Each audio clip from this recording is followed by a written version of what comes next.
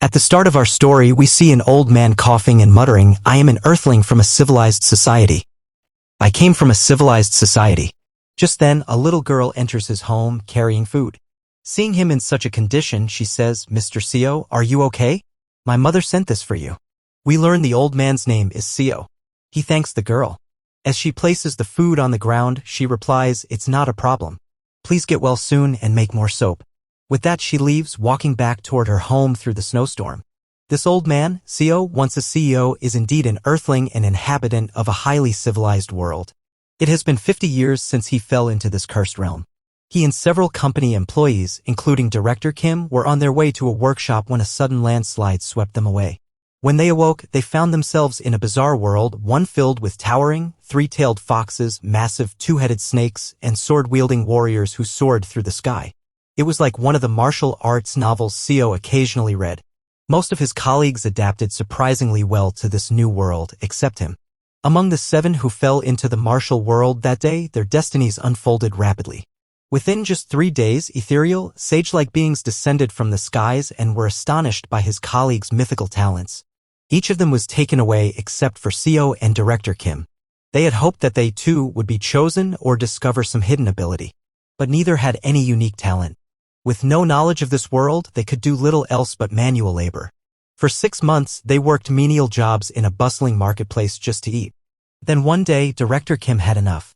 He spent all his savings on a third-rate martial arts manual sold on the street. Everyone mocked him, but within 3 months, he had mastered it and became a full-fledged martial artist. He told Seo that he couldn't keep living like this and spent all his money on a third-rate martial arts book being sold on the streets.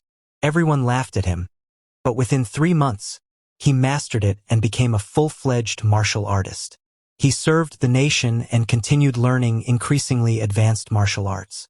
After becoming a powerful warrior, Director Kim departed for the Jianghu, leaving Seo behind.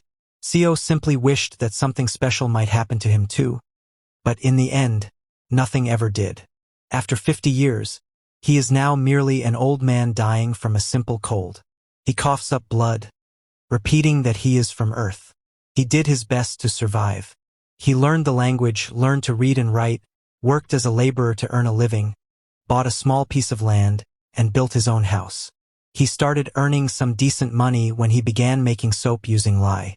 In this medieval era, soap was practically a new concept.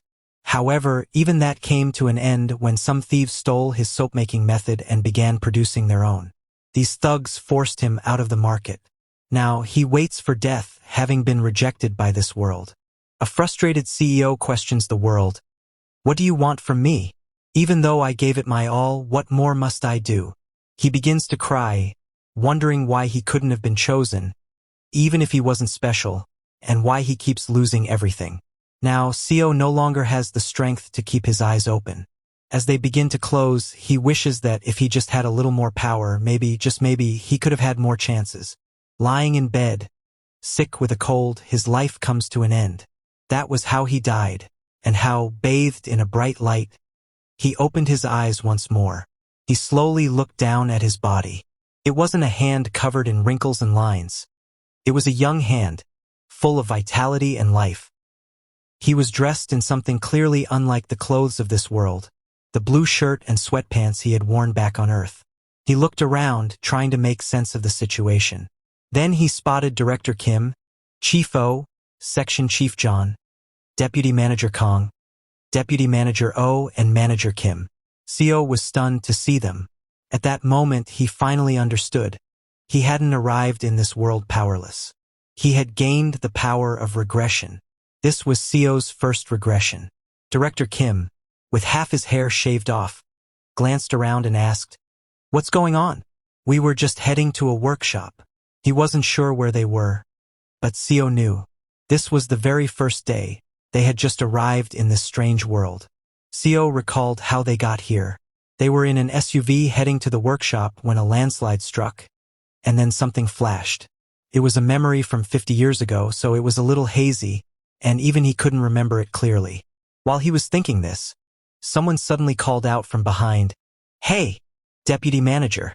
But he was still lost in thought, wondering, "Now that I've regressed, how should I live?"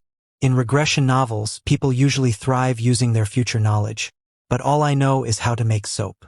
Suddenly, the man behind grabbed Seo's shoulder and shouted, "Manager Seo Yoon-hyun." Seo snapped out of his daydream at the shout. He turned around and saw it was Section Chief John. Seo said, trying to explain that he was slightly startled. But suddenly, with a swish, Section Chief John slapped Seo across the face. Everyone present was stunned to witness it. Section Chief John shouted, "Deputy Manager Seo, you bastard! You fell asleep while driving on the mountainside. You nearly got us all killed." Seo stood there, dazed by the slap. He had forgotten about this deputy manager title. It was a title he hadn't heard in so long that he didn't realize Section Chief Jien was talking to him. Section Chief Jien glared at Seo and asked, "Manager Seo, do you want to lose your job the moment we return?" Hearing that, Seo recalled the face he hadn't seen in ages, Section Chief Jien Myong-hun. He was the nephew of John Myong-kail, the executive director of the company Seo worked for. At just 32, he had already secured the section chief position through nepotism. When John Myong-hun was about to lunge at Seo in anger, Chief O stood up and held him back. He told Jan that was enough, since the landslide wasn't something Deputy Manager Seo could have done anything about. But Jan shouted again, asking, "Aren't you upset, Chief O? This crazy jerk was dozing off. That's why we're in this mess." Hearing that, Seo remembered that he really had dozed off while driving. But the reason he was so tired was because John had dumped all his work on Seo the day before the workshop, the tasks John had been avoiding, forcing Seo to stay up all night. Thinking back again, Seo also recalled that originally the person assigned to drive was John. He was the one who was supposed to drive. Pointing at Seo, John shouted, "The stupid bastard. We're stranded because of him." But Seo was gradually beginning to remember his memories from 50 years ago. Back then, Seo was so stunned he couldn't grasp what was going on. So, without thinking, he apologized to John. He even believed it was his own mistake. Then he spent the next 50 years just like that, constantly apologizing to people. Even when a group of bandits stomped over him and stole his belongings, when a damned martial artist insulted him, or when a regional official seized everything he had in the name of taxes, he kept apologizing. But there was one thing Seo came to realize after years of bottling it up. Sure, he had to control his temper in front of those he couldn't face, but not in front of everyone. Seo got up and, with a calm expression, said, "Section Chief John, I know you're upset, but this isn't the time to be blaming others." Hearing that, John became furious and charged at him. He punched Seo again, yelling, "Are you picking a fight?" That punch made Seo realize he didn't have to kneel before someone he could deal with. He turned back and punched John in the face, sending him flying. Watching that, everyone there was completely shocked. They couldn't believe their eyes. Seo kept punching John. In his previous life, Seo had been beaten by martial artists countless times. He was attacked by bandits while collecting herbs in the mountains, by more bandits during years of poor harvest, and even by officials because he couldn't pay his taxes. Now, Seo pinned John down, not giving him a single chance to fight back. Seeing this, everyone stood frozen in place, unsure of what to do. In that violent world, Seo managed to gain something the others didn't. He gained violence. When you strike someone in the eyes, their fear multiplies. And after a beating like that, only two words naturally come out of an opponent's mouth: "I'm sorry." Those were the exact words John spoke when Seo struck him in the eyes. Though Seo may not have the mythical talents mentioned by those transcendent individuals or the amazing martial arts that would make him famous in the martial arts world, he now did have the ability to change fate. Director Kim, Chief O, Assistant Manager Kong, Assistant Manager O, and Manager Kim were all staring at Seo with anxious eyes. Among them, Director Kim finally spoke with a shaking voice. "Deputy Manager Seo, no matter what, how could you go that far and assault a fellow colleague?" Seo didn't defend himself and calmly accepted it, saying, "Yes, you're right, Director Kim. I just lost my temper in that moment. I'm sorry for frightening everyone, though I won't be seeing any of you again anyway." He gave a polite bow to Director Kim and the other employees, apologizing for not doing more at the time, since he was the one driving. Director Kim responded by saying that yes, Section Chief Jien had been a bit too harsh, and that Seo couldn't really have done anything about the landslide. Still, Jien had overreacted. He then asked Seo to apologize to Jien personally, knowing that Seo would still be seeing Director Kim. Seo listened to his words because Director Kim would eventually become one of the strongest martial artists there once he began training. If Seo supported him as much as possible in this life, he was certain he'd benefit from it too. That meant he had to get on Director Kim's good side early on. Seo turned to Jin and, while extending a hand, apologized, admitting that his reaction had been excessive. Jin, his face bruised from Seo's beating, looked furious and seemed ready to attack him, but paused when he saw Seo staring back with lifeless eyes and no trace of fear. Once everyone had settled down, Director Kim glanced toward the forest and suggested, "Why don't we try to get out of these woods and search for a village?" Seo agreed as it was the logical step, but he knew this place was different. Immortals roamed freely in pursuit of eternal life, and the only law that ruled here was, the strong devour the weak. The people of this land, the Murim, fought with blades for wealth and honor. The name of this forest was Ascension Path. There were no villages, cities, or nations anywhere nearby. Seo turned to Director Kim and suggested, "Since the sun is about to set, why don't we set up a shelter in a safe spot?" Director Kim agreed that Seo's suggestion made sense, but asked, "What about the car? We packed quite a lot of stuff in it for the workshop." There were many things in that car they could use, but only Seo knew they wouldn't be able to locate the car. He also knew they wouldn't trust him, so he decided to just let them search for the car instead of wasting his energy trying to persuade them. He suggested that they should split up. One team could search for shelter, and the other could try to find the car. They would meet back here before it got completely dark. After a few hours, they lit a fire in a cave close to the spot where they had first arrived. While eating, a black-haired girl said she didn't understand. "We were caught in a landslide while inside a car. So how did we end up here when the car is missing?" Director Kim nodded in agreement with the girl, saying he didn't understand it either. Everyone was gathered around the fire, eating. Pointing at the food, a girl remarked, "This tastes like chestnuts." Hearing that, Seo asked her if it was crispy. He told them he had plenty of it so they could eat as much as they liked. Hearing that, Director Kim chuckled and said, "It's quite a serious situation, but thanks to Manager Seo, we're actually enjoying ourselves." He complimented Seo, saying, "I knew you were this reliable even back at the company." While everyone was eating, Seo noticed John sleeping in a corner, refusing to eat anything. Director Kim raised his voice slightly so John could hear, "Manager Seo, if I remember right, you were exhausted while driving because you had to work late last night." The others agreed with Director Kim. A brown-haired girl told him their manager is truly hardworking. A red-haired girl also complimented Seo, saying, "It feels like we are on a camping trip thanks to this cave Manager Seo discovered." Seo knew they were right, since in his previous life they had only discovered this place after wandering in the woods for hours. But he remained humble and told them he had just been lucky. Hearing that, everyone laughed and told Seo he should just accept the compliment. Seo also felt that he should enjoy this moment, as tonight would be the last time they could laugh like this. The next morning, shaking with fear, Seo offered his greetings to the Lord of the Forest. The Lord of the Forest Seo was greeting was a massive seven-tailed fox with glowing red eyes. The fox gazed at Seo and, smiling, said, "You carry quite a distinct scent for a human. Even after living for thousands of years, I've never encountered humans like you." Hearing the noise outside, the black-haired girl woke up. She stepped out and asked Seo what was going on. But the moment she saw the enormous fox, fear took over and she screamed. Hearing her scream, the others also woke up and rushed out of the cave. When they saw the giant fox, they too were terrified and screamed. Hearing them, Seo turned around and shouted, telling everyone to show respect to the Lord of the Forest and kneel down. Upon hearing Seo, the seven-tailed fox said, "Every time I encounter you humans, I'm reminded of how foolish and disrespectful you all are." It told them that normally it would tear off all their limbs, but since one among them seemed to understand how to show proper respect, it would let them go this time. With that said, the fox declared they must pay a price for trespassing in his territory. If one of them offered an arm, he would allow them to remain here. Hearing the fox speak, everyone was already deeply frightened, and after hearing its demand, their fear only grew worse. Seo was also terrified because in his previous life, everyone who saw this creature had screamed in panic and they were all killed after enraging the fox.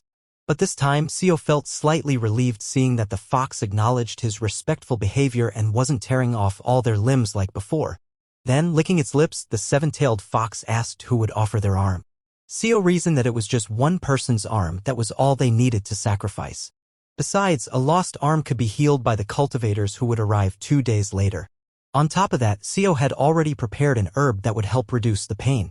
Thinking all that, Seo rolled up his sleeves and reached out his hand toward the seven-tailed fox. While trembling, he told it that he would offer his arm. Everyone was stunned that Seo was willing to sacrifice his hand for them. The seven-tailed fox opened its mouth and swiftly lunged at Seo, saying, "You know your manners, so in return I'll try to make it as painless as possible." Then, in the very next second, with a loud cry of agony, Seo lost one arm. The seven-tailed fox had completely bitten off his hand and devoured it. Everyone turned their eyes away. They couldn't bear to witness the horrifying scene unfold before them. Seo was overwhelmed by the pain. Tears rolled down his cheeks as he reached out with his remaining arm to grab the herb. The pain was so unbearable that he couldn't focus on anything else in that moment. He quickly consumed the herb he had prepared to relieve the pain. After devouring Seo's hand, the seven-tailed fox told him that it had expected him to taste different because of his unusual scent, but in the end, he tasted just like any other human. In fact, it said he tasted even worse due to all the impurities flowing through his veins. Hearing that, Seo slowly began to regain his senses. He was surprised to realize that the herb had actually eased the pain more than he expected. After calming down, Seo apologized to the seven-tailed fox, saying his offering wasn't good enough. But the fox showed no interest in continuing the conversation. It turned away and began to leave, telling them they were allowed to stay in its territory for 7 days, and during that time they wouldn't die thanks to its divine protection. Saying that, it leapt into the sky at incredible speed and vanished. After the seven-tailed fox left, the worried group rushed towards Seo to check on him. Seo slowly got to his feet and asked everyone to head back inside, saying he would explain everything once they were in the cave. Seo calmly explained that he had encountered the fox earlier that morning when he left the cave. The fox had told him that they were now in Murim. Everyone was stunned to hear that they were in Murim. Director Kim asked Seo if he truly meant Murim, as it was hard to believe something so unreal. Seo said it didn't matter and assured them they would be safe for a week since he had sacrificed his arm. Hearing that it was only for a week, Director Kim asked Seo what would happen after that. Breathing heavily, Seo replied that the next week they would have to give up something else. Hearing that, everyone was left in shock. As the herb began to take full effect, Seo started feeling drowsy. He told the others he was feeling sleepy and would rest for a while, hoping they'd understand. With that, he dozed off right there. Then, 15 hours later, at night, Seo woke up alone inside the cave. He could hear his colleagues talking outside. They were all upset with Jian, questioning how he could claim that manager Seo had willingly sacrificed his own arm. Jian snapped back, asking, "Then who's willing to give up their arm or leg every week?" But Chifo responded, saying that manager Seo was extremely valuable, as he was the one who had provided them with both food and shelter. Then John suggested that they should learn as much as possible from Seo within the week, adding that since he had already lost an arm, he likely wouldn't survive much longer anyway. That's why, he said, Seo should be the one to make the sacrifice again. John said all that, not knowing Seo had woken up and was listening from behind. Seo was shocked to hear that now that he had become so weak, John wanted to cut off one of his limbs every week to feed the fox. That was certainly not pleasant. Staring at John, Seo picked up a rock from the ground. He stared at the rock and thought that, with all the violence he had learned from being beaten for 50 years, he could easily kill a modern man like John Hune with just one arm. He glanced at John again, who was still trying to persuade the others to make Seo surrender his other arm too. Furiously, Seo wondered to himself whether he should kill John, but he chose not to act impulsively. Instead, he tossed the rock aside and walked back to the cave. He realized that fear had clearly frozen their minds, and if he behaved too harshly now, it could create problems in his relationship with Director Kim. Suddenly, Chifo yelled at John to keep quiet if he didn't want his ankles broken again. Hearing that, Seo chuckled. He had been right to believe they were good people. It was simply a confusing situation for everyone. The following morning, as the sun rose, everyone assembled in front of the cave. This time, a two-headed snake appeared before them. But unlike the fox that had devoured Seo's arm, the two-headed snake merely asked for a small amount of blood. It was the exact same snake that had drained Chifo's blood, the one who had lost his limbs in his previous life. Hearing that it was only a small amount, A nervous Chief O stepped forward and offered his arm this time. But after drinking Chief O's blood, the snake gagged and vomited, saying, "This is disgusting. This is the worst human blood I've ever tasted." Hearing that, Chief became furious, but Seo understood it was the blood of a 21st century worker, soaked in nicotine and cholesterol. No wonder it tasted awful. Seo then turned around and asked John Mong-hoon to join him in gathering some herbs. Hearing that, John was stunned and asked Seo if he had really used his full name, but Seo didn't respond. Instead, he asked John if he was hungry. John replied that he was. Seo walked up to John and said, "I'll teach you about the fruits and edible herbs, so come with me." Seo leaned in and whispered to John that he intended to offer his arm to the fox again next week. And if he didn't survive, someone had to know how to live in this forest. Hearing that, John became extremely frightened, realizing that Seo had overheard everything the previous night. He had no option but to thank Seo and agreed to go along with him. Hearing his gratitude, Seo quietly laughed to himself because only he knew the fox wasn't returning, and Jian would never get the chance to use this knowledge. As the two of them reached a place filled with fruit trees, Seo shouted, "Jong Hun, how many times do I have to tell you that's the wrong fruit concentrate?" Seo apologized while picking a red fruit. Watching this, Seo warned him that eating that fruit could get him killed. This went on for hours as Seo kept giving instructions to John, and Jian had no choice but to follow them.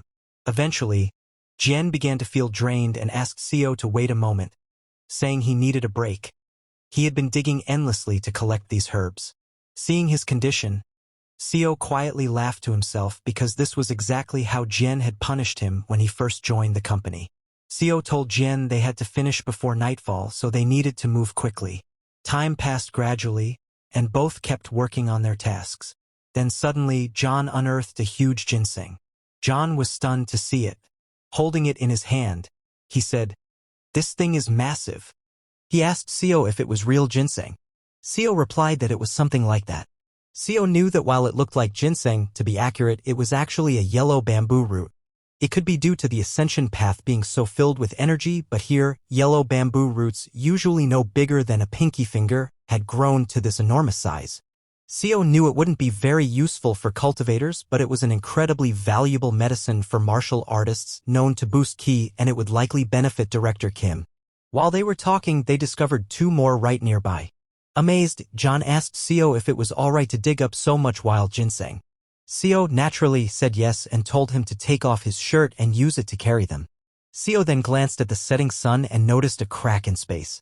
Seeing it, he realized that the cultivators would be arriving soon. He said to John, "Let's head back." As they made their way to the cave, the crack Seo had noticed earlier suddenly erupted with a massive blast, releasing an enormous surge of spiritual energy into the sky. At the moment of the explosion, Jian collapsed to the ground, screaming and holding his head. He wasn't the only one. Chief O was in the same state, along with Manager Kong. All three clutched their heads, crying out in agony. Seeing this, Director Kim started to panic, asking what was happening to them. Just then, three cultivators appeared, soaring through the sky. Looking at John, Chief O, and Manager Kong, a cultivator named Buko, dressed in golden robes, said, "What a surprise! Who would have thought we'd find such raw talent here?" A black-cloaked cultivator named Huwok told Buko to back off, claiming they were his. Hearing this, the third cultivator, dressed in blue, called Huwok shameless. Watching these cultivators, Director Kim became frightened and asked who they were. The cultivators noticed there were 7 individuals, but only 3 of them had spiritual roots. The others were simply ordinary mortals.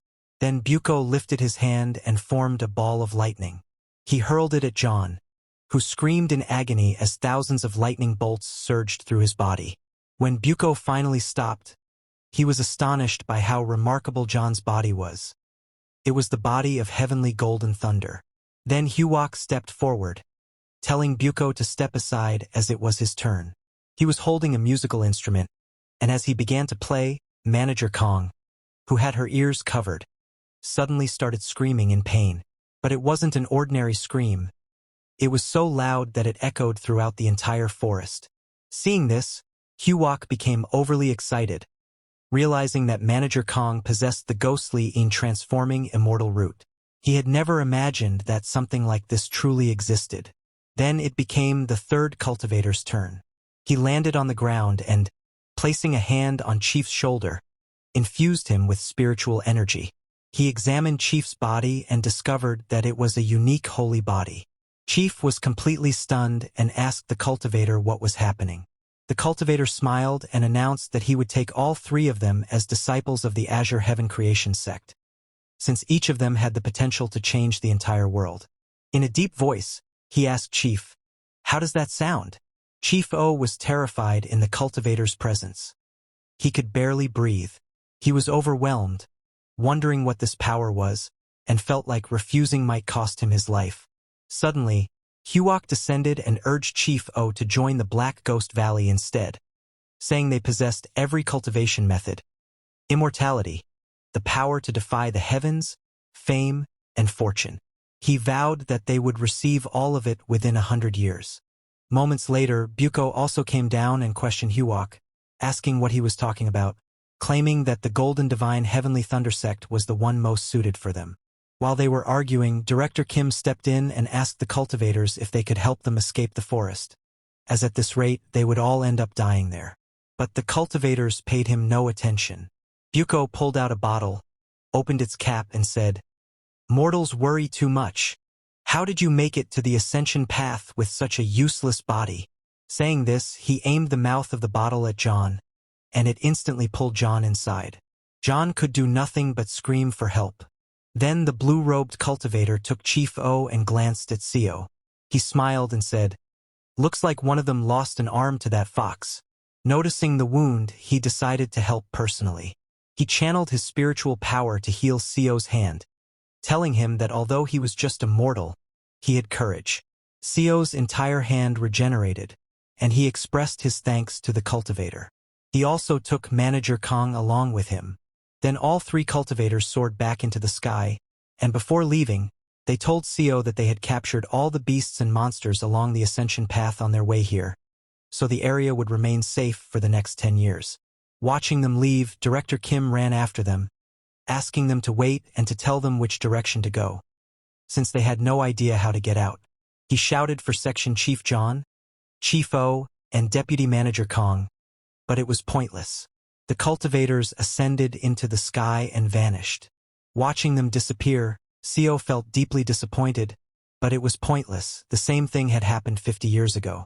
No matter how loudly they shouted, those cultivators treated them like insects and simply moved on. Still, Seo felt a small sense of relief, knowing they had at least healed his arm.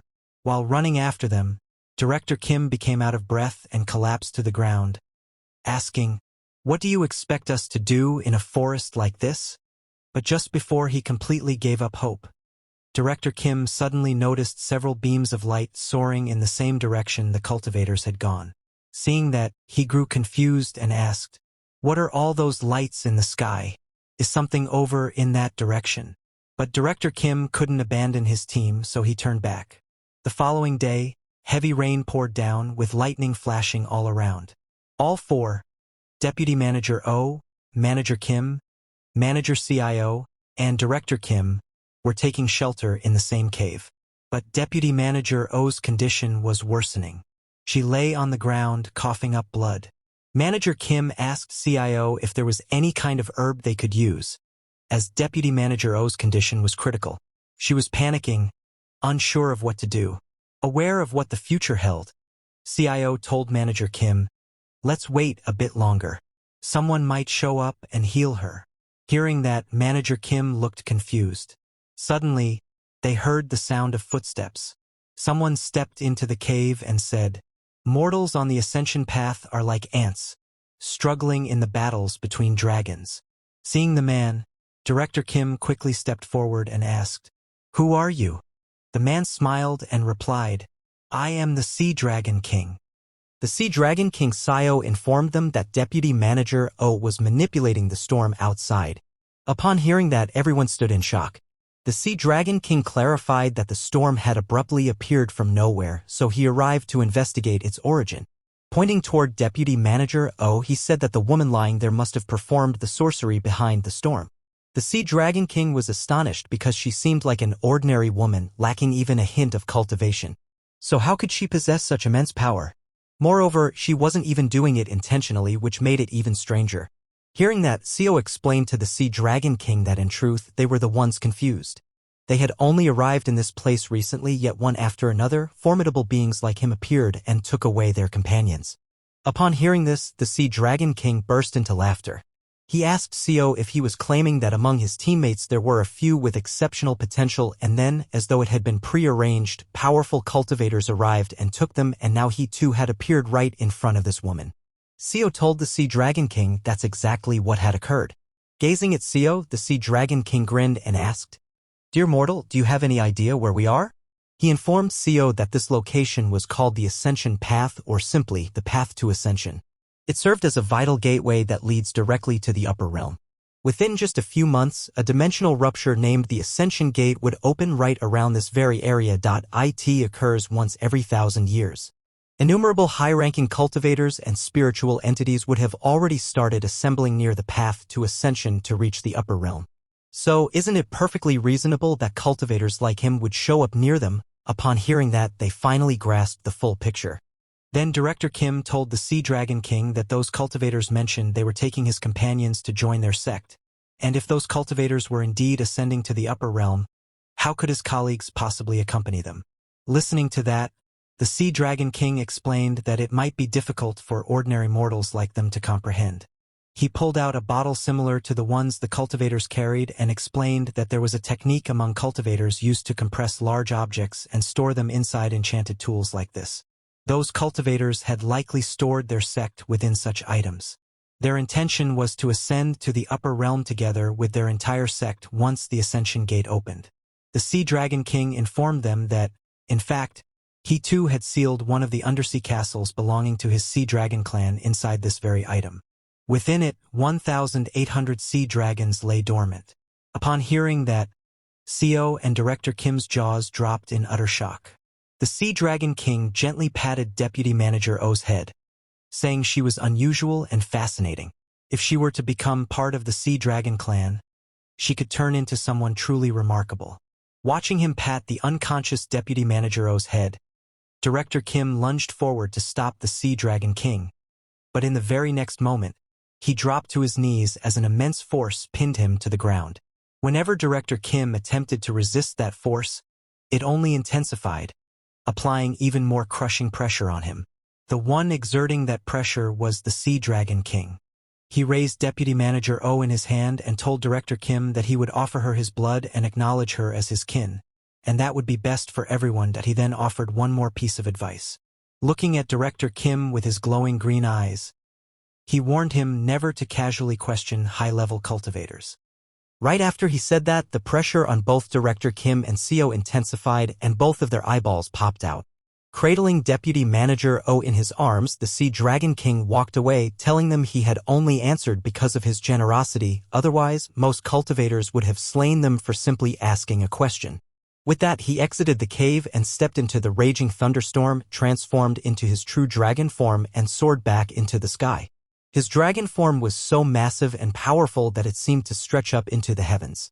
By the next morning, the thunderstorm abruptly ended and the skies cleared. Manager Kim was still in complete shock over the fact that all her co-workers had been taken away. She couldn't comprehend what was happening, first an avalanche from nowhere, then immortals and dragons taking away their companions.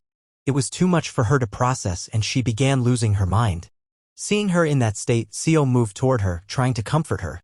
But while trembling, Manager Kim said, "Manager Seo, please, you must not be taken too.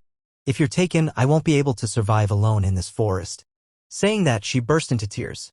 Seeing her in that state, Seo wished to reassure her that he wouldn't leave, but deep down, he knew that, sadly, their time was almost up. Just then, Manager Kim felt something inside her head and let out a scream. She collapsed, clutching her head, and told Seo that something was approaching. Watching her scream, Director Kim rushed over and asked, "What's going on with her now?" Suddenly, the entire jungle descended into chaos. Birds in the sky and animals throughout the forest began fleeing for their lives. Manager Kim began trembling and told them that it was Head. Hearing that, Director Kim grew confused, and before he could process anything, an old man riding a mechanical lion suddenly appeared. That old man was startled to see mortals there and questioned how mere mortals had entered the path to ascension. But after observing them briefly, it didn't take the old man long to figure it out.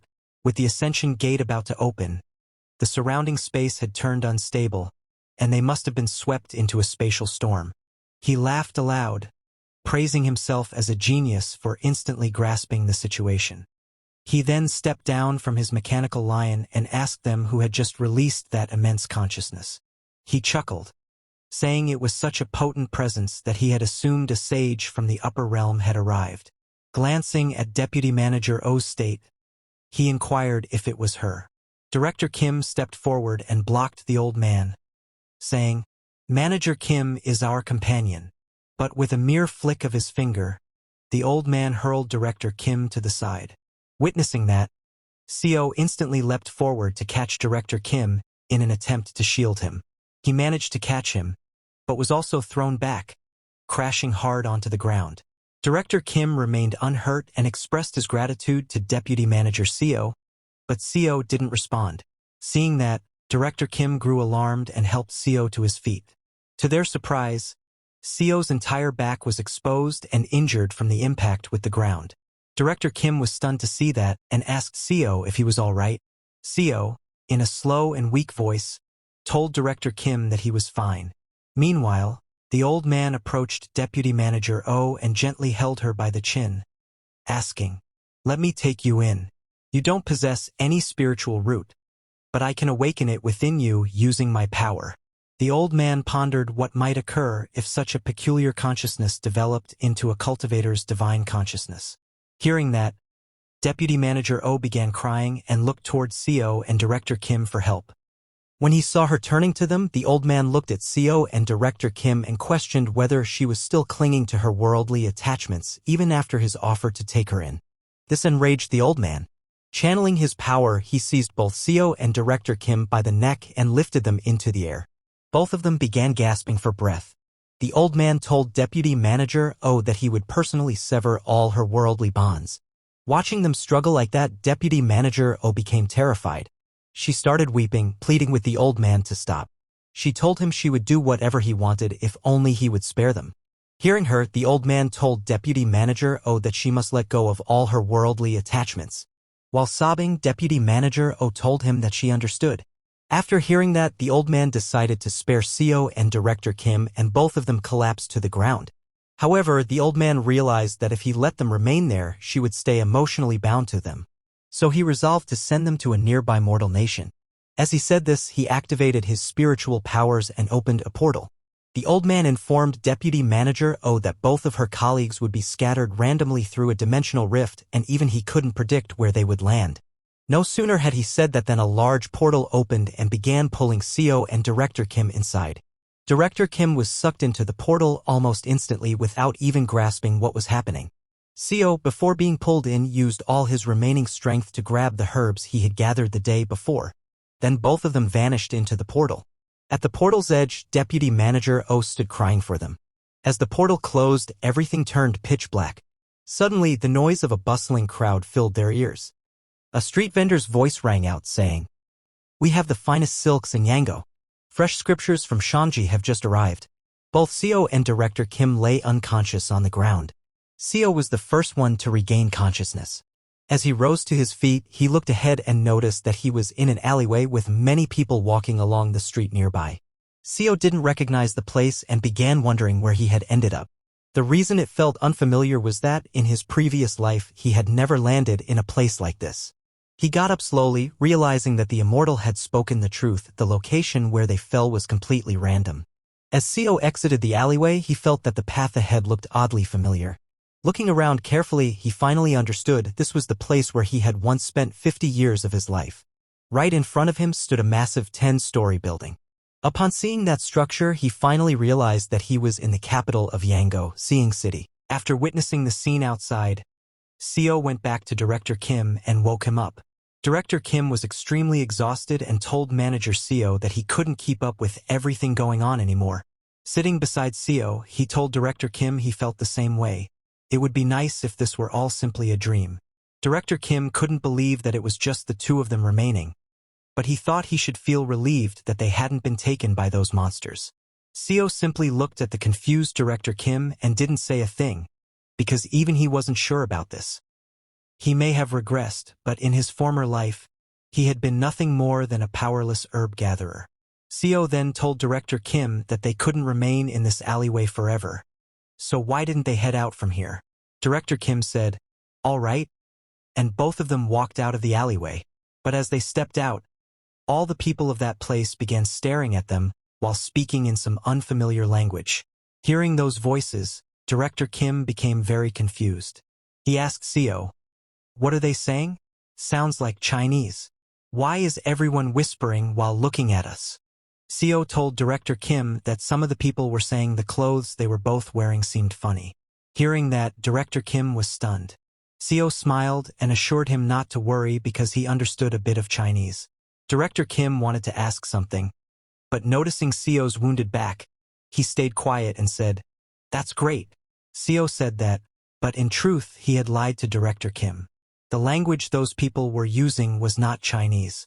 Other than the fact that they shared the same characters, it sounded completely unfamiliar. In his previous life, Seo had endured the mockery of beggars for 2 months just to grasp the basics of the language. But now there was no reason for that. Seo pulled out the herbs he had gathered earlier and asked Director Kim if they should get some fresh clothes.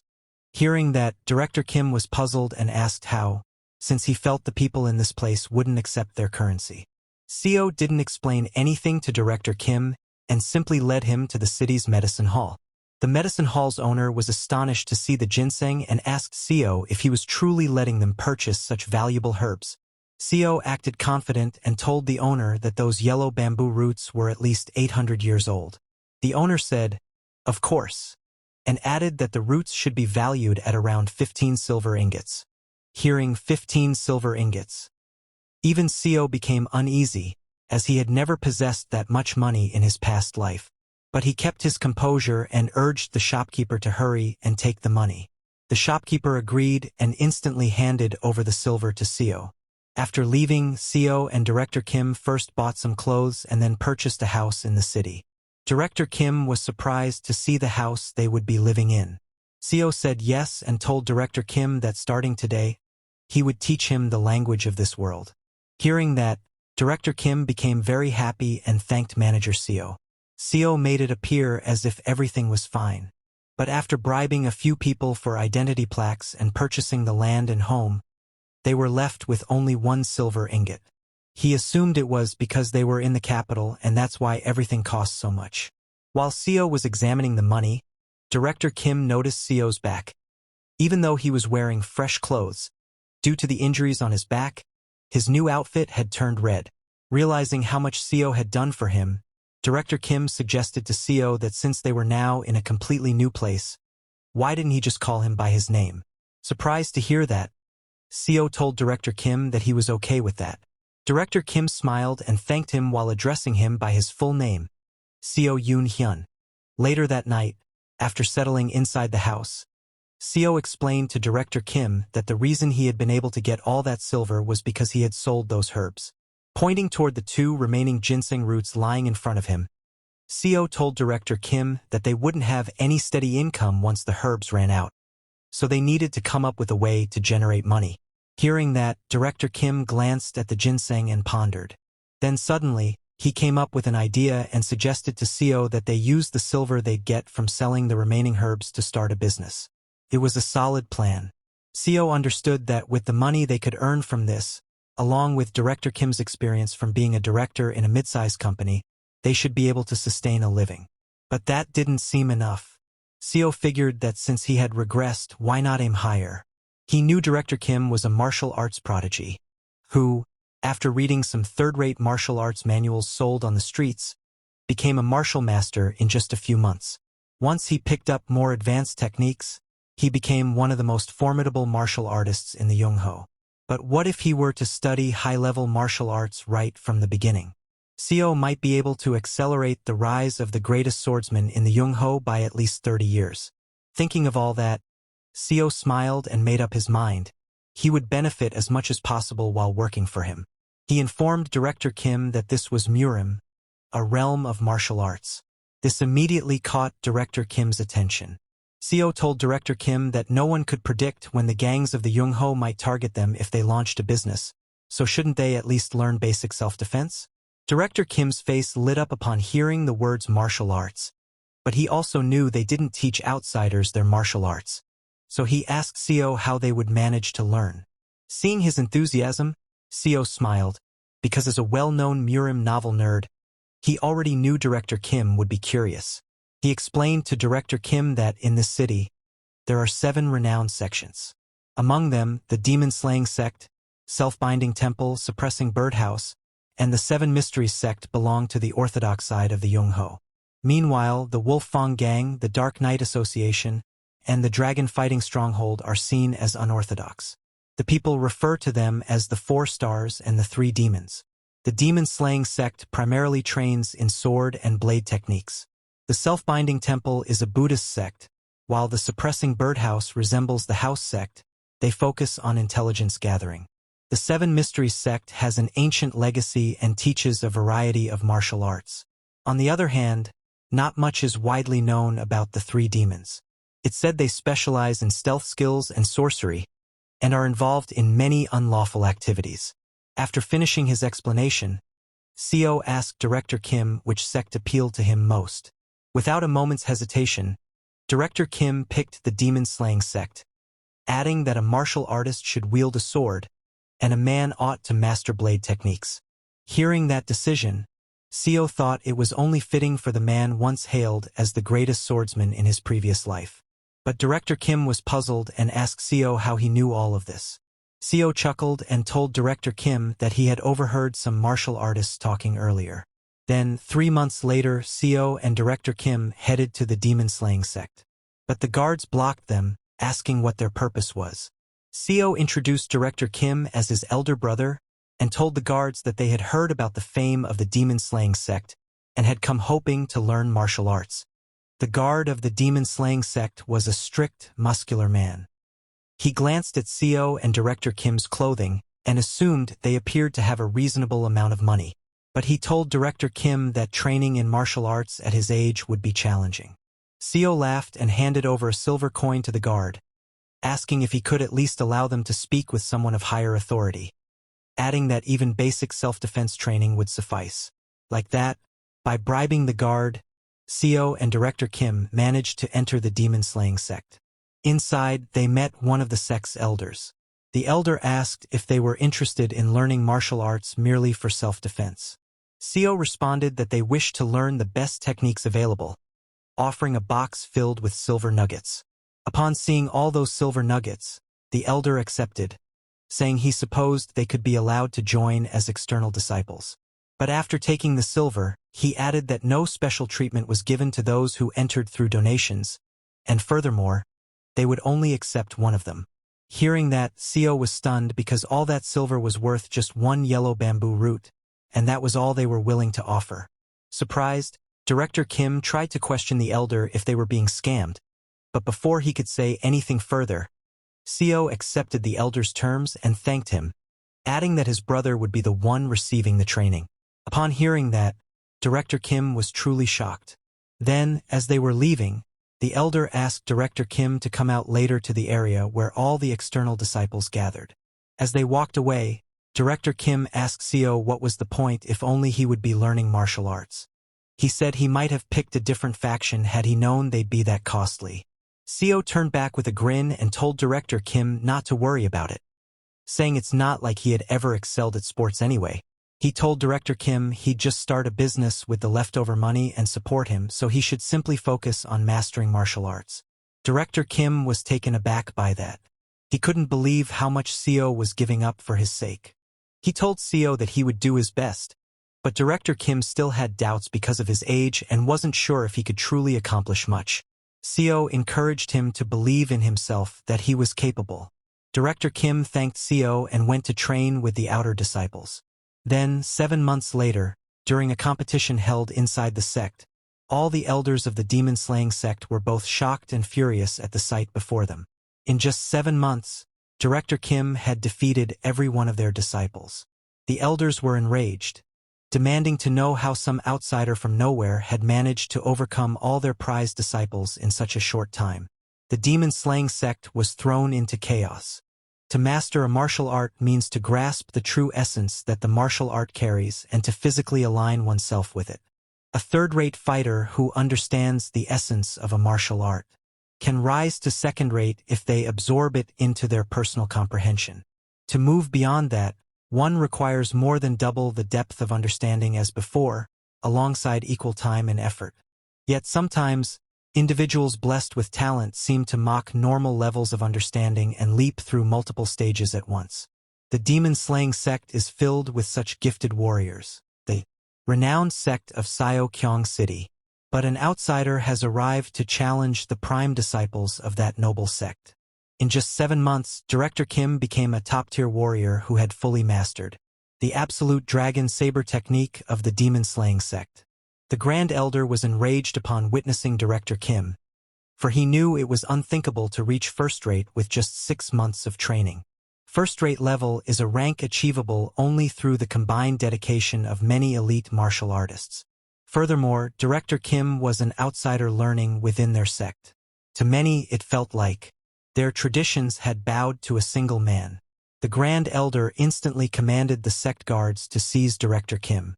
And so, he was captured and confined in a house watched by hundreds of guards. But now, even Seo was taken. He understood that since an outsider had acquired skills worthy of a sect elder within 7 months, the entire sect was thrown into chaos. In such an absurd scenario, Director Kim was locked in his quarters, suspected of being a spy from a rival sect. Still, Seo couldn't grasp why he too was seen as suspicious, especially when he didn't even practice martial arts. Seo questioned Director Kim, who was refining his sword moves, if he felt concerned. Director Kim chuckled and asked Seo what exactly he should be afraid of. Seo brought up the fact that they were labeling him as a spy. In martial arts stories, they often destroy a person's core or even sever their internal flow.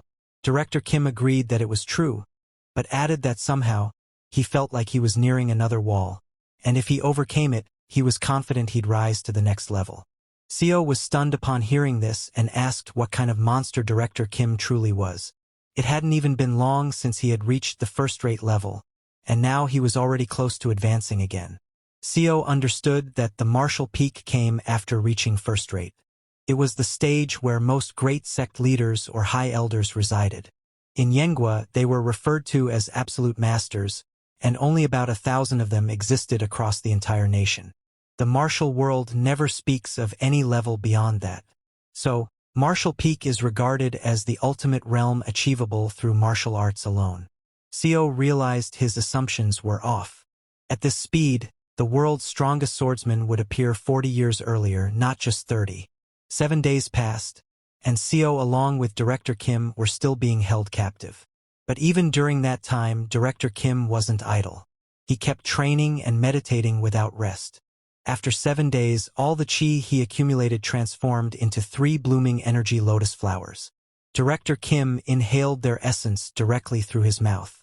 Seo was stunned to witness the lotuses, for he recognized them as chi flowers that manifested only to masters at the martial peak, and 3 of them had gathered at once. After fully drawing in that chi energy, Director Kim stood and told Seo that he had broken through the barrier, and he no longer feared the leader of the demon-slaying sect. Hearing those words, Seo let out a laugh and admitted that Director Kim's talent far surpassed anything he had imagined. Director Kim smiled and told Seo that even he was amazed by himself. He had never imagined he possessed such talent. He wondered if this was the reason he had always enjoyed martial arts stories as a kid. Just then, an elder from the demon-slaying sect entered with several guards and declared, "Here arrives Jim Yong-hun along with his ally." The elder unfolded a scroll and announced they had orders from the sect leader to destroy the chi core of the so-called spy who had stolen their sect's martial arts. Hearing this, Director Kim glared at the elder in fury, while Seo panicked and tried to speak up. "We're not spies. We were only..." But before Seo could finish, the elder struck him in the face and shouted at him to stay quiet, claiming they'd heard them speaking in a coded language. He commanded the guards to hold them down. But before they could move, Director Kim drew his sword and, in a flash, sliced off the elder's hand. The elder was stunned by the sudden move and lost grip of his own weapon.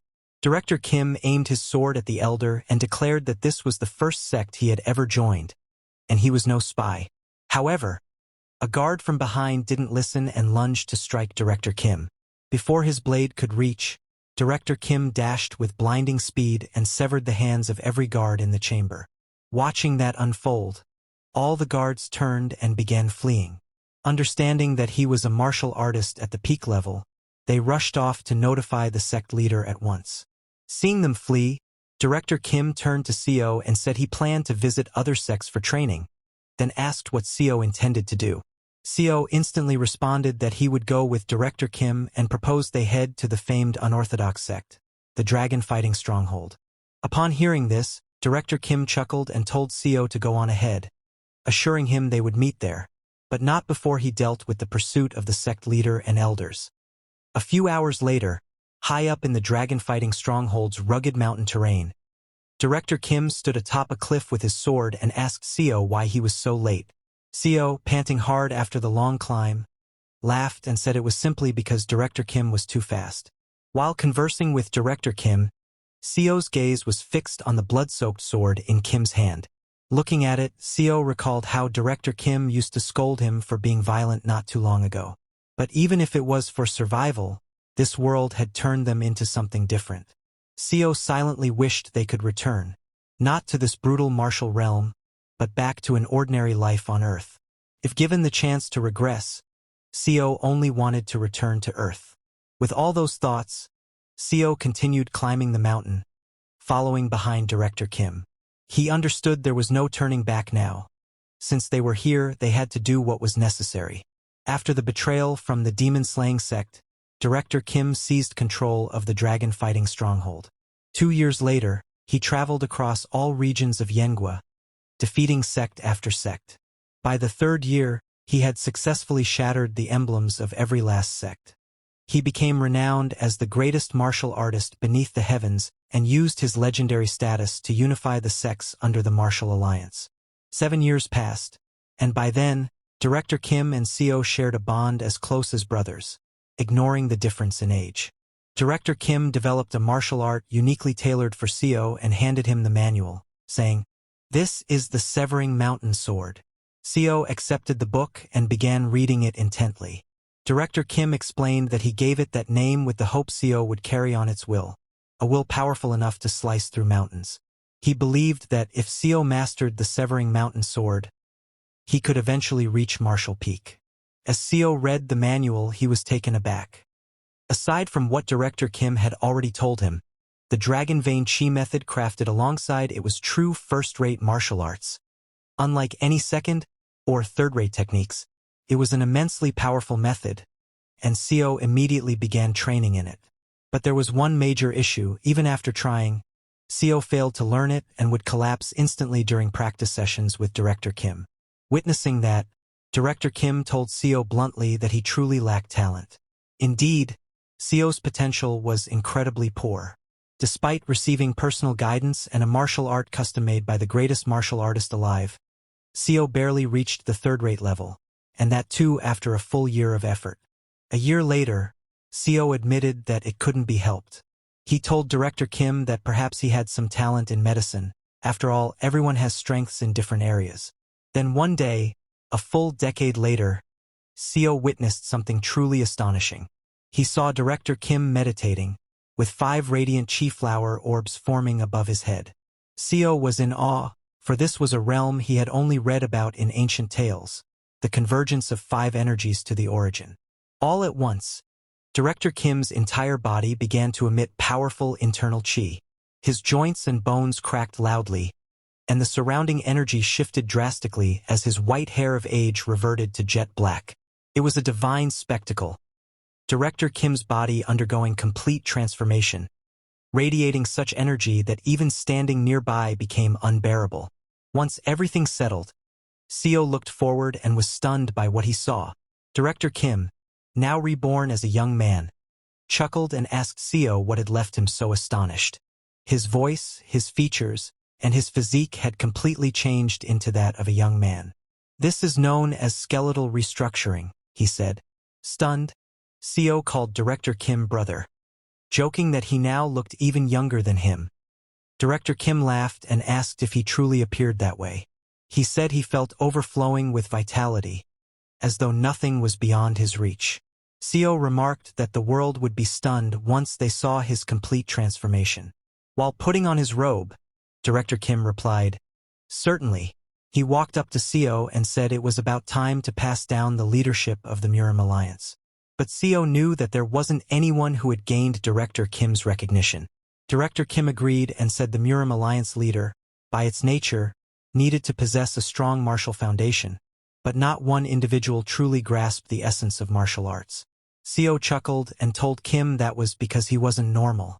Where else would you find a genius like him?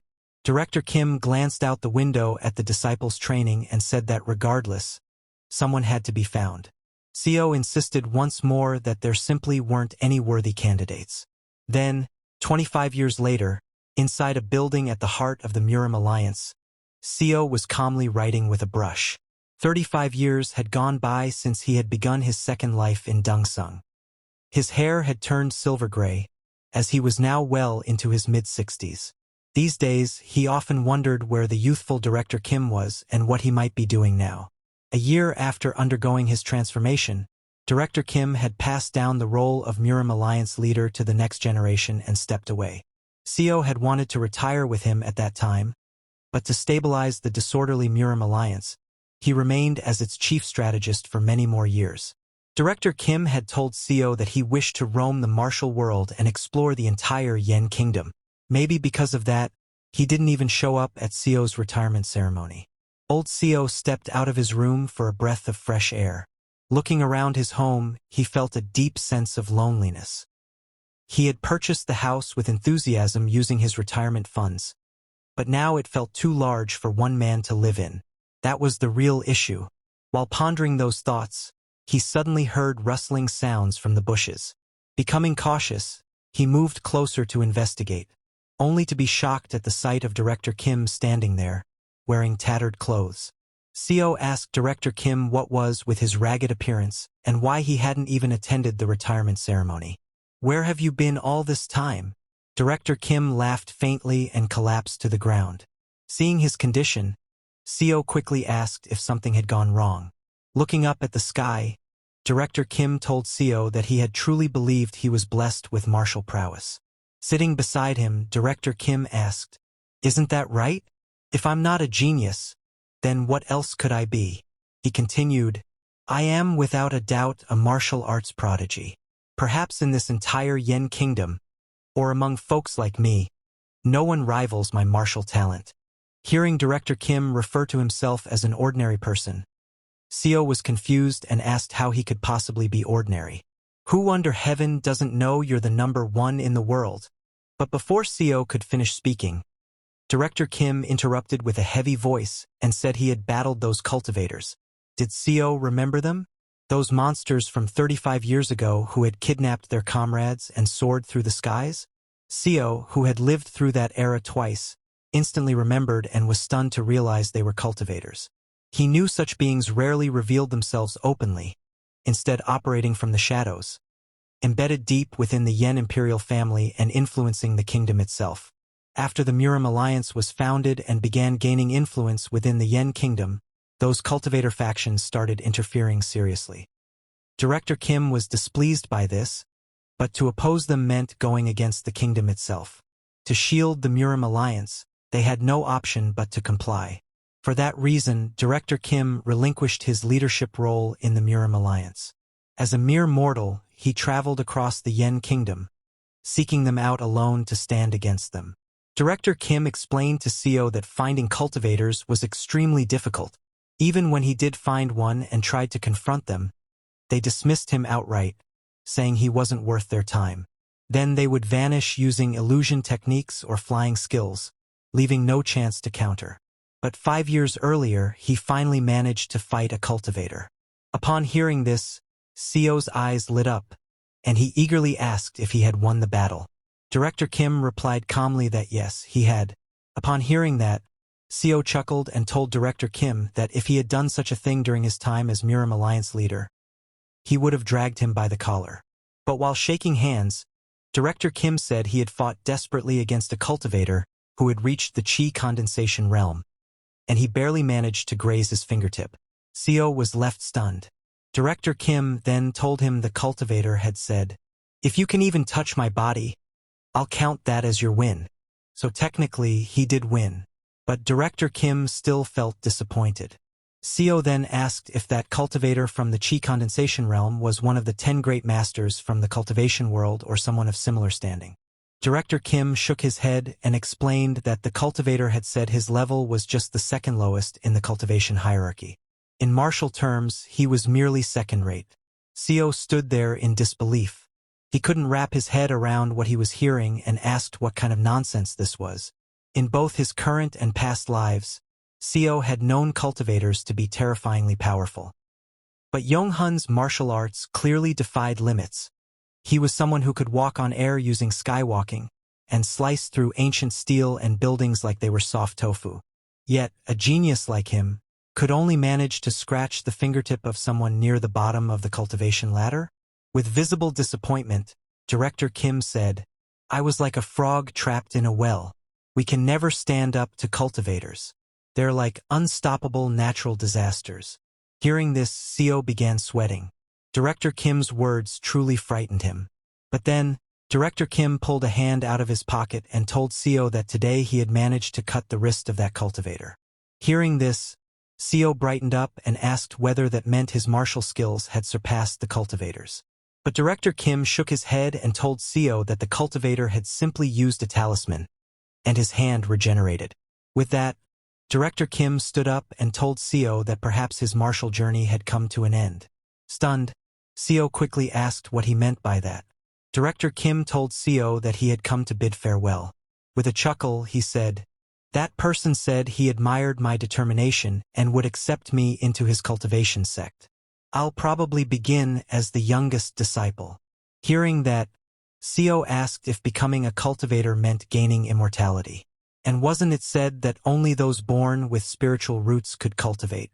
Director Kim explained that for an ordinary person, the stage known as 5 energies converging to the origin was equivalent to the 5 elemental spiritual root that natural cultivators were born with. He explained to Seo that in order to acquire the trait that cultivators are naturally born with, mortals like them must dedicate their entire lives to simply awaken that basic foundation. As he spoke, Director Kim swung his blade and tore open the fabric of space itself, forming a glowing door in midair. While stepping through that portal, he turned to Seo and said that he must now aim for greater heights. Before disappearing, he handed Seo a book, saying, "This is my final gift to you." He told Seo to stay well, and vanished before Seo could utter a word. Seo looked at the book's title, Record of Transcending Cultivation and Exhausting Martial Arts. It was a manual, a record of one man's attempt to reach beyond cultivation through martial prowess. Worried, Seo gazed up into the sky and softly asked, "Where are you going, Director Kim, without me?" But no answer came, and the days continued on. 50 years had now passed since Seo arrived in this world, and once again, he was on his deathbed, from a common cold. Such was fate. No matter how fiercely humans fight, they cannot defy destiny. In the end, nothing really changed except the bed and house in which he lay. He passed away on the exact same day as in his former life. This time he had lived without holding back, hoping to avoid the same regrets from before. He was so absorbed in his duties that he had never even considered marriage. Still, thanks to that drive, he had united all of Yengua's martial sects and experienced worldly fame and riches. But even so, a hollow emptiness remained in his heart. He wondered, if we had pushed even harder, could Director Kim and I have broken through to the sky itself? Seo's frail body trembled beneath the weight of such regret. It was too painful to accept. And so, the curtain fell on Seo's second life. After dying for the second time, Seo's vision, which had blurred just moments earlier, opened once more. He glanced around and realized he was in the same forest along the ascension path. Looking down, he noticed his body pulsing with energy. Seeing that, he understood regression wasn't merely a one-time event.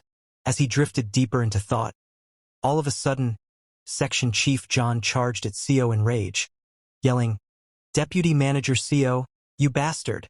But as John swung his arm to slap him, CO quickly responded and avoided the blow. John kept trying to hit him, but CO easily evaded every attempt. He didn't even seem concerned about John. He remained absorbed in thought, questioning, "Why was I brought back?" A new body full of energy and another chance seemed like a blessing. But what about the life he had spent 50 years building? Meanwhile, John grew more exhausted. Still lashing out, he screamed that CO had nearly gotten them all killed, and now dared to dodge. Yet CO said nothing. He kept asking himself, is this truly a blessing? Deep down, he knew it wasn't. This was a curse, a cruel fate that robbed his life of purpose. A few regressions might feel like luck, but if this cycle were eternal, he'd be trapped in the wheel of fate, doomed to suffer endlessly. And he'd never reunite with those from his past life. The people here were merely copies of the ones he had cherished. Director Kim, who once felt like an older brother, was no longer part of this reality. Seeing John stumbling and utterly worn out, Director Kim finally stepped forward, saying to Section Chief John, "That's enough." CO then asked John to calm down, saying, "What good will anger do here?" Hearing that, John grew even more furious, calling CO shameless. But before he could continue, CO interrupted again. "To begin with, John, it was your turn to drive today. I warned you earlier, before you made me drive, that I hadn't slept last night due to the extra work you pushed onto me." CO turned to walk away and asked John, "How could I have avoided an avalanche on such a narrow road?" He told John to stop blaming others and instead focus on what should be done next. John was left speechless. He was used to CO always taking the blame and saying sorry. CO then faced Director Kim and accidentally called him by name, as he had in his former life, but quickly corrected himself. He told Director Kim he'd search for shelter before sunset and asked the rest to look for the car or any possible route out of the forest. "When the sun sets, I'll light a fire, so come back to it." CO was no longer trying to impress anyone. He wasn't interested in forming bonds because deep down, he understood what's the use of connecting with people who would vanish again. In the end, he'd remain alone. As dusk fell, CO lit the fire. After the group searched for the car, they returned and spotted the fire. CO seated quietly beside it, others fast asleep. But CO stayed awake, his eyes filled with fear. He feared the endless cycle of regression, the infinite loop trapping him. He believed this ability needed to be erased and wondered if it would disappear if he ever reached Earth again. But since he always regressed to this very moment on the ascension path, he had no idea how to return. He recalled what the old cultivator had told him. When the ascension gate opens, nearby dimensions destabilize. Ordinary humans might get caught in those spatial storms.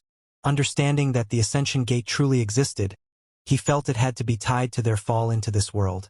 And maybe, just maybe, it could be the key to returning home. He decided that first, he must grow stronger. As an ordinary mortal, he couldn't accomplish anything. He needed to become a cultivator like Director Kim and start cultivating. Once he gained a longer lifespan through cultivation, he would be able to research the ascension gate properly. CO came out of the cave at night, and while looking at the sky, he decided that he would become a cultivator and go to the ascension gate. The next day, as the sun rose, CO left the cave and ventured into the forest. He went to the same place where he had previously found those 1,000-year-old ginsengs. He dug out as many as he could and began eating them immediately without stopping. By eating them, CO could feel strong quakes within his core. In his previous life, he hadn't known any heart methods, so eating these yellow bamboo roots would have done nothing. But using the dragon vein chi method that Director Kim had made for him, he could break through the blocked chi passageways. CO's heart, which had been extremely polluted, slowly began to cleanse itself. It started beating like it had when he was born.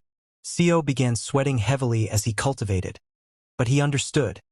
It wasn't easy to heal a body soaked in preservatives, fast food, and stress. He didn't give up and continued. After eating those ginsengs, he went to train his body. He took a tree branch and, using rocks, carefully carved it into the shape of a sword. Looking at the somewhat sword-like stick, Seo thought that should do the work. He started swinging his sword. Remembering the training he had done in his previous life with Director Kim, he recalled his footwork and the way he used to swing his blade. In his past life, he had only been an average second-rate martial artist. And since he hadn't practiced near the end of his life, his skills had dulled. Of course, he wasn't completely helpless. He swung his wooden sword at a nearby tree using the Severing Mountain Sword first form. With just a wooden sword, Seo cut into the tree and created a deep mark. He could do this because the martial arts from his previous life were still all in his head. So improving his skills was just a matter of time. But unknown to him, his sword practice had been seen by Director Kim, who had wandered into the forest. Director Kim was utterly shocked and called out from behind, asking, "What was that just now?" He ran up to Seo, asking, "How did you slash a tree with a wooden stick? Just what is that strength?" Seeing how excited Director Kim was, Seo smiled and sighed, thinking, "This is the man who will instruct me to become a cultivator." Seo turned to Director Kim and asked if he wanted to try learning this technique. Hearing that, Director Kim's face lit up with excitement. He asked Seo, "Can I really do it?" But before Seo could reply, something suddenly appeared and destroyed the tree where Seo had been practicing. It was none other than the nine-tailed fox. The nine-tailed fox glared at them angrily and shouted, "Filthy humans! How dare you play around in front of the master of this forest?" Seeing the nine-tailed fox, Director Kim was completely stunned. And not just him, even Seo grew very nervous. He had completely forgotten about the nine-tailed fox. In his second life, the nine-tailed fox had mercilessly bitten off Seo's arm. At that moment, he knew the only thing he could do now was endure. As the fox tore apart his arm, he slightly eased its pain by applying pressure to his own acupoint because he knew he was weak. In his first life and even in his second, he was weak. But now, in this third life, as the nine-tailed fox appeared before him, Seo took a deep breath and walked toward it. Scared, everyone called out to Seo from behind, telling him not to go there. But Seo didn't listen to them and continued toward the nine-tailed fox. Even now, in his third regression, he still didn't know how his second life had ended up that way. In his previous life, Seo had decided to become a cultivator after reaching the five-path core. But even after learning martial arts under the best master for over 100 years, he was barely considered a second-rank mastery warrior. Seo grabbed one arm with the other and used his strength to cut off his own arm, because he knew that compared to the people gathered here, his talent was trash. Seeing Seo cut off his own arm, everyone was shocked and terrified. Seo offered the severed arm to the nine-tailed fox to eat, because whether it took 1,000 years or 10,000, he was determined not to give up. Seeing him willingly offer his own arm, the nine-tailed fox laughed and said, "Human, you know your place. You know how to offer yourself as a sacrifice." The nine-tailed fox then decided to have a taste of Seo's arm. Hearing that, Seo silently resolved to offer his arm to the fox until the day he surpassed its strength. After the fox ate his arm, it allowed them to stay and then disappeared. Seo didn't care about the others. He simply went to a quiet place in the forest and kept swinging his sword.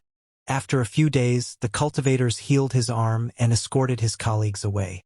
But Seo didn't eat, sleep, or rest. He kept swinging his sword. The only reason he stopped swinging on the fourth day was because the Sea Dragon King arrived. Seo greeted the Sea Dragon King with respect and said, "This lowly mortal dares to ask the Sea Dragon King a question."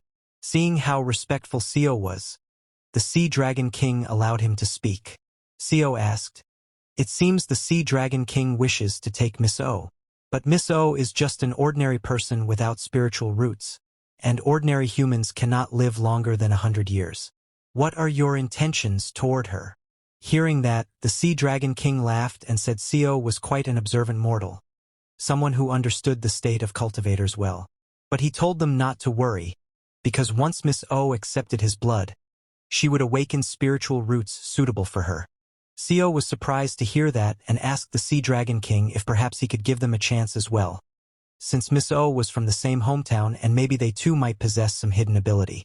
Hearing that, the Sea Dragon King smiled and told Seo to listen carefully. Just as he said that, Seo felt an overwhelming pressure on his chest and collapsed to the ground. The Sea Dragon King said, "I will say one thing out of concern. Do not carelessly express your opinions to a high-ranking cultivator like me. We have lived for hundreds or even thousands of years. We see what mortals cannot see. We know what mortals do not know." He looked at Seo with glowing green eyes and continued, "You have a good temperament, so I'll let it slide. But there are cruel ones who, just because your eyes met theirs, would tear you apart like insects and kill you." Saying that, the Sea Dragon King walked out of the cave with Miss O, then transformed into his dragon form and flew back into the sky. Seeing the Sea Dragon King's true form, Director Kim was completely shocked. The next day, as the weather cleared and everyone came out of the cave, they encountered the old cultivator riding the mechanical lion. As the old cultivator appeared, Seo stepped forward, greeted him and asked, "Our colleague, Miss Kim, is just an ordinary person without spiritual roots, so how could she possibly become your disciple?" Hearing that, the old cultivator laughed and took out an elixir, telling Seo that it was a very precious elixir capable of opening spiritual channels. If one took it, even an ordinary person might gain the chance to become immortal. Seo was shocked to hear that there was another way to become a cultivator. The old cultivator explained that it was possible for mortals to reach the realm of the five-path core by pushing their martial arts to the extreme. But that path took too long, and the results were unsatisfactory. So this method was the best. After telling them everything, the old cultivator opened a portal to the mortal world and sent them into it, saying both of them were useless to him now, so they should get lost. Both Seo and Director Kim fell into the teleportation portal, and Miss Kim could only watch them disappear, screaming. Seo lost consciousness there, and the next time he opened his eyes, he found himself hanging from a tree branch above the ground. He looked ahead and saw a vast forest with some buildings in the middle. Seeing that, Seo realized that this was the southwestern root army of the Yen Kingdom, his past life. Just like in the second regression, he had wandered all over the Yen Kingdom with Director Kim. Having traveled the Yen Kingdom for over 100 years, there were almost no places he didn't know now. Seo climbed down from the tree and woke up Director Kim. After waking him up, both of them headed toward a nearby castle. Seo explained the situation to Director Kim, who seemed flustered, but likely because so much had happened already, he accepted most of it. A few days later, they arrived at the nearest Tiger Wall Castle. There, they sold herbal medicine from the Immortal Ascending Village and bought a house. Seo began teaching Director Kim how to write and speak the language, as well as how to use the Severing Mountain Blade, which Director Kim had originally created in his second regression. Seo then modified the Severing Mountain Sword to better suit the weapon Kim used. Seo felt a bit disappointed with himself as he watched Director Kim, because Director Kim had reached the Three Blossoms Crown Peak only 3 months after starting martial arts training, while someone like Seo had spent 2 entire lifetimes just training and had barely reached the first rate. After Director Kim reached peak level, he got excited and said, "If it's now, I think I could even beat you." Hearing that, Seo smiled, realizing that the man in front of him was not the same big brother he once served in a past life. This Director Kim was mentally much younger than Seo in terms of how long he had lived. He was now old enough to be Director Kim's grandfather. So, Seo decided that he shouldn't stay with him in this life. He gave Director Kim martial arts cultivation scrolls and the exhausting record of transcending, a book Kim had created in his previous life. He told Director Kim that from today onwards, he would be going his own way. Hearing that, Director Kim was shocked and asked, "What do you mean by that? Did I make a mistake? Is that why you're leaving? What's the reason?"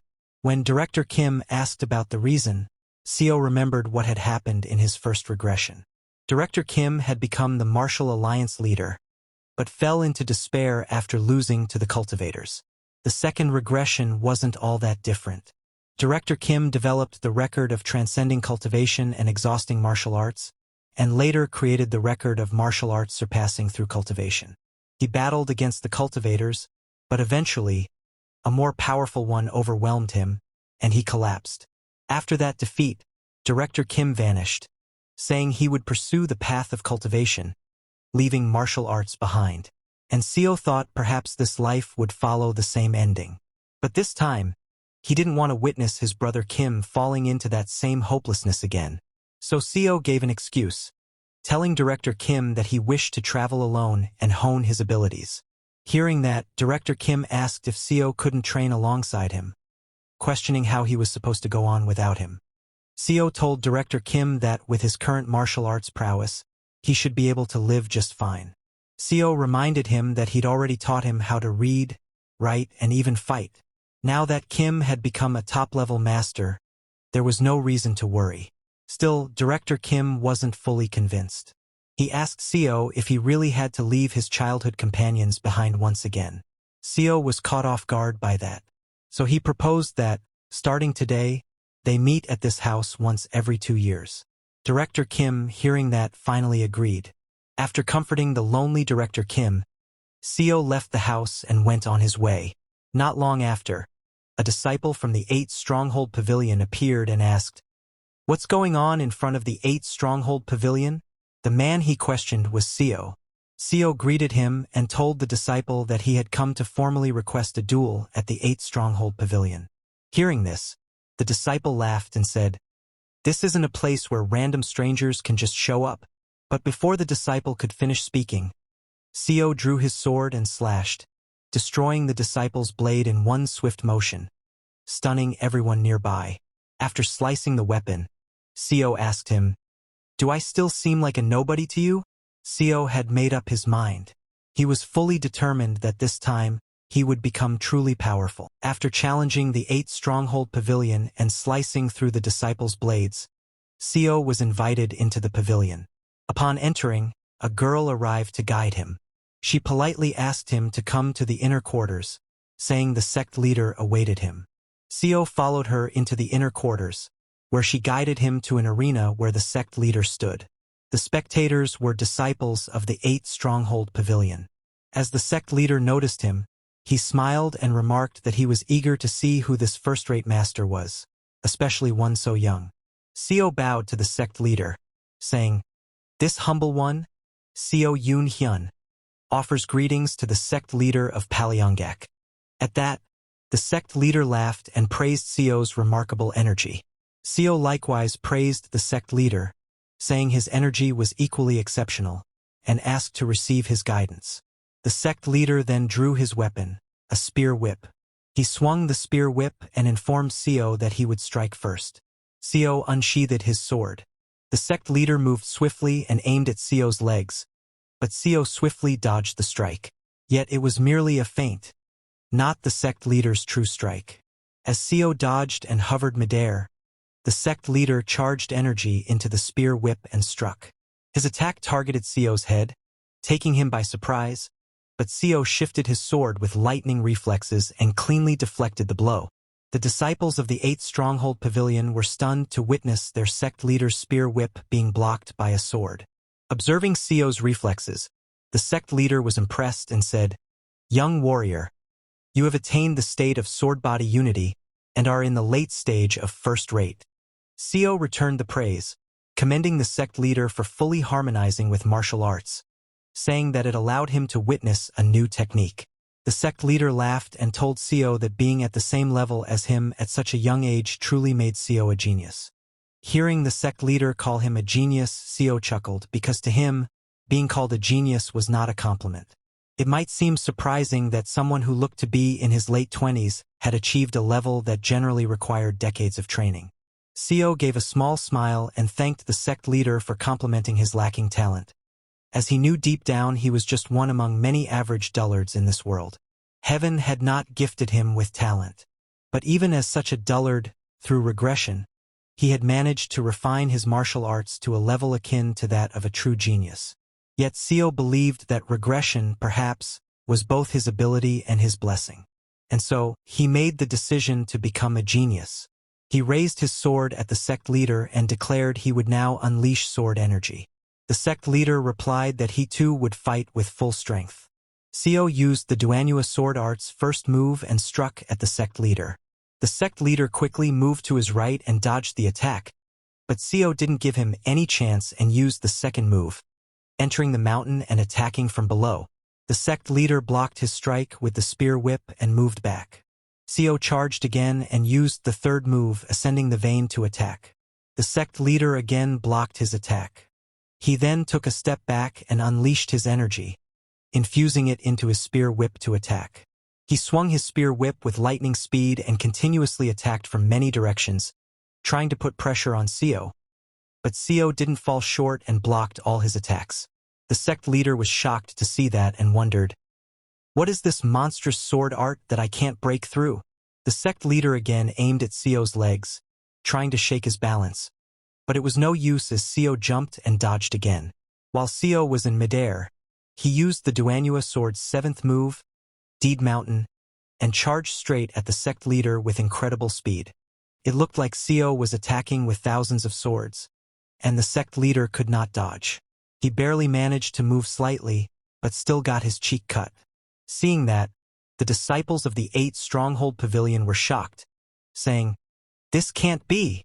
Seo's sword speed was increasing with each move. Seo then used his 11th move, destroying the ground. The sect leader jumped and dodged the attack. The disciples were stunned to see that it wasn't just speed. The sword was gaining destructive power as well. Seo charged again and attacked with his energy-infused sword. The sect leader blocked Seo's sword with his energy-infused spear whip. The collision released a huge amount of energy. After taking Seo's attack head-on, the sect leader's hands began to shake. Seeing that, Seo decided to finish it here. He jumped high into the sky and used his 12th move, 7 Lights Emerging Peak. Seeing him, the sect leader also attacked. But Seo swung his energy-infused sword with such force and speed that it cut the sect leader's spear whip into thousands of pieces, completely shocking the sect leader. Not just him, all the disciples of the 8 Stronghold Pavilion were shocked to see it. Seo's attack not only cut down the sect leader's spear whip, but also cut his hand. The sect leader grabbed his hand in pain and declared that he conceded defeat. Hearing that, Seo immediately put away his sword and greeted the sect leader, saying it was a good opportunity. Then he left the arena. Their match had completely destroyed the arena. After defeating the sect leader of the 8 Stronghold Pavilion, Seo left the sect. As he was walking out, everyone looked at him in shock. It had been a very clean fight. Seo remembered that Paleongak was famous even in his previous life as a righteous sect that didn't engage in cowardly acts. So, he decided to try visiting a demonic sect next. Thinking through these martial arts duels, he resolved that in this life, he must reach the peak realm. As time passed slowly, Seo visited about 4 more small sects in Seong. Among them, he lost duels at Aol Yuba and Hyangman, and won against sects like Jubang and Yukibo. Then he went to Huangpa where he fought a warrior. He first cut down that warrior's blade and sent him flying. The warrior flew toward his sect master and was unconscious because of Seo's powerful attack. Seeing that, the sect leader of Huangpa laughed and said, "So, the young first-rate master who's been challenging people to duels all over Seong recently was you after all." He told Seo that he had witnessed his skill well. Seo greeted the sect leader, saying he too had learned a lot. Just then, many warriors came out of the door behind the sect leader. The sect leader asked Seo if he was ready, because now it was the turn of the 10 elders. Seeing that, Seo was surprised, wondering, "What is this? Is this the demonic sect's way?" He asked the sect leader, "Didn't the duel just end with my victory? I've never heard of continuous battles or a 10-on-1 duel." With a smirk, the sect leader said, "Didn't you just hear?" Hearing that, Seo realized that this guy was playing word games. He tried to scare the sect leader, saying that if he widely announced today's cowardice to other sects, Hodangpa's reputation would plummet. The sect leader laughed and told Seo that he didn't care, because Seo would get injured during the duel here, and that injury would flare up, causing him to die of tetanus. He told Seo that people would believe their sect had taken great care of him, and despite their best efforts, Seo had unfortunately passed away. As the 10 elders surrounded Seo, the sect leader laughed and told him, "How can a dead man spread a different rumor?" This situation was even more than Seo had expected. They were crazy bastards. All the elders pointed their swords at Seo. The sect leader told him that if they killed him here, It wouldn't affect their reputation. It sounded very dangerous, but Seo smiled because this was also why he had come here. He pulled out his sword and asked the sect leader to come at him, saying he would accept this absurd duel. All the elders charged at Seo, and from then on a real fight began. As the sun set over the Hodangpa region, the streets lit up with joy. People were enjoying their night, drinking at inns. A drunk man told his friend that he had heard the young master who had been challenging every sect to a fight had gone to duel Hodangpa this time, saying, "What a pity for such a young talent." His friend agreed, saying, "To challenge an illegal organization like the evil sect to a duel is just asking for death."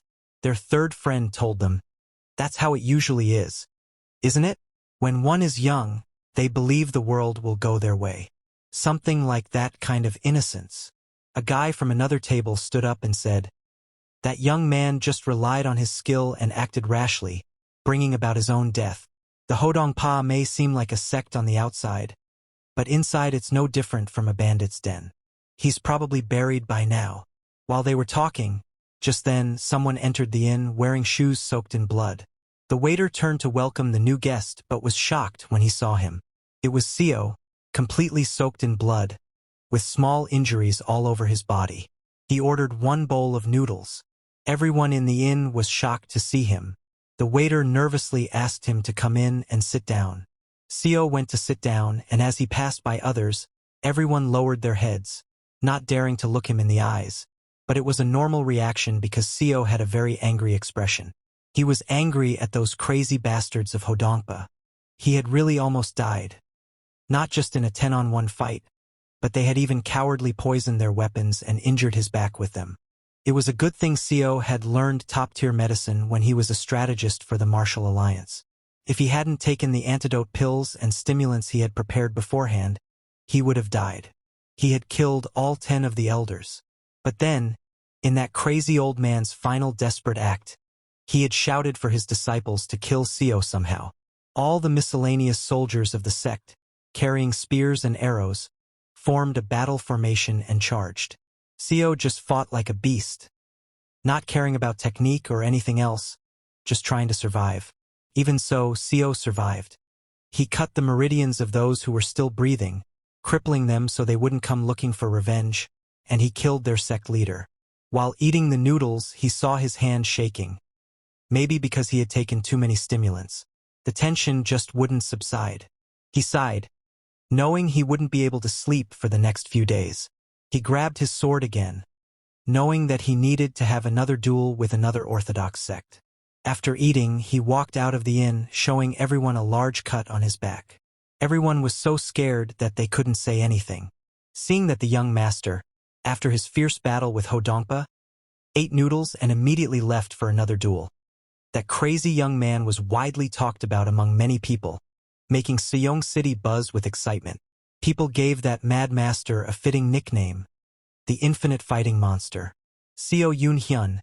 Seo was continuously fighting, knowing that he had no talent and that the path to the pinnacle he sought was infinitely distant. Therefore, he had to constantly fight and approach that realm by crossing the boundaries of life and death. Seo thought that a person without talent must go mad to overcome the wall. If there is no talent, there must be madness. That is the only way for a dullard to catch up to a genius. And so, Seo scoured Seong City and various parts of Yongguk, engaging in duels several times a day, regardless of whether they were orthodox or evil sects.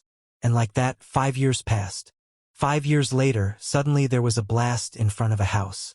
It was Seo, who jumped into the air and used his mountain-breaking sword art's 14th form, Q Mountain Heartstream. He collected energy from nature. Its energy was like a mountain. His heart was like the heavens. But even just doing so, Seo started to struggle. The form of sword thread could only be used upon reaching the pinnacle.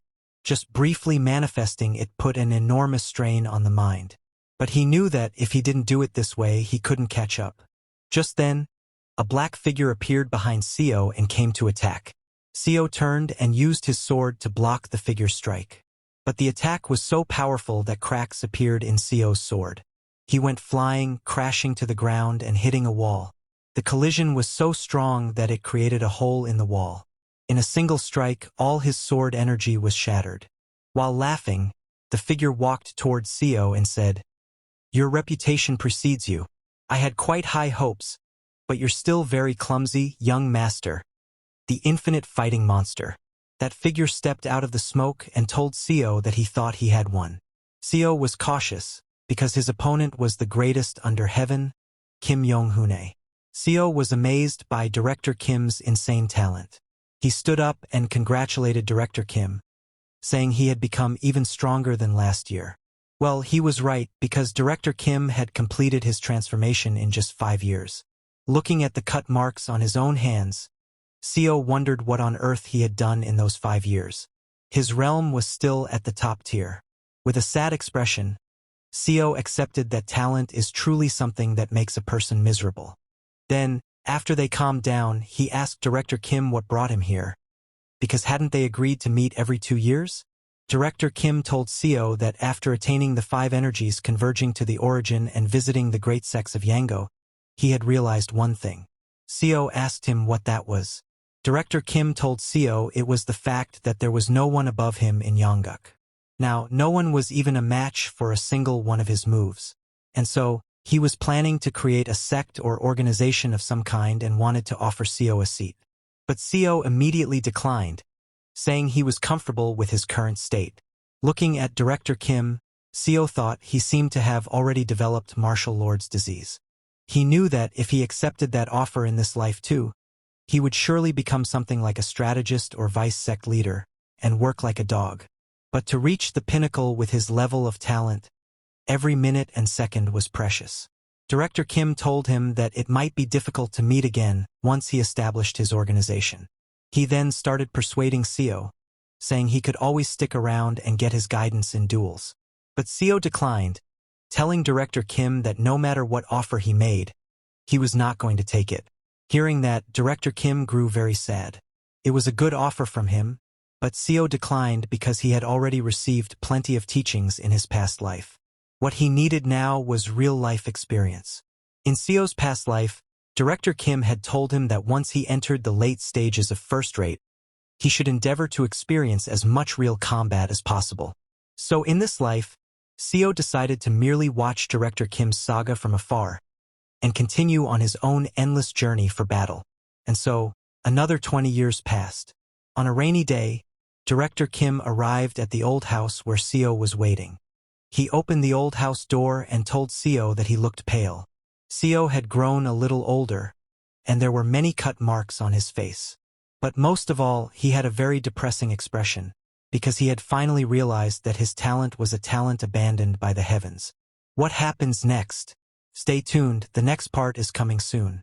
Don't miss it, and make sure to watch the next episode.